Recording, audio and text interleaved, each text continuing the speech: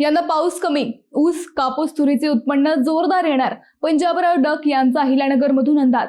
यंदा पाऊस कमी पडणार, पण तरीही ऊस, कापूस आणि तुरीचे उत्पादन जोरदार येणार असा महत्त्वाचा अंदाज हवामान तज्ज्ञ डॉक्टर पंजाबराव डक यांनी अहिल्यानगरमधून व्यक्त केलाय.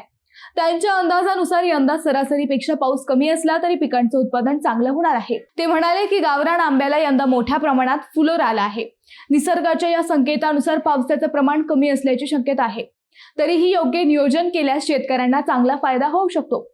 विशेष म्हणजे ऊस, कापूस आणि तूर ही पिके यंदा चांगली येणार असल्याचा त्यांनी विश्वास व्यक्त केला आहे.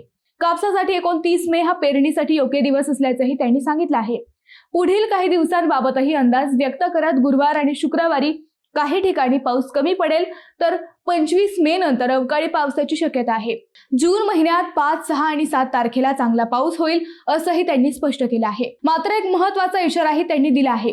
परतीचा पाऊस यंदा जोरात होऊ शकतो, त्यामुळे शेतकऱ्यांनी आधीच योग्य नियोजन करणं गरजेचं आहे. ही माहिती प्रत्येक शेतकऱ्यापर्यंत पोहोचली पाहिजे. व्हिडिओ शेअर करा, लाईक करा.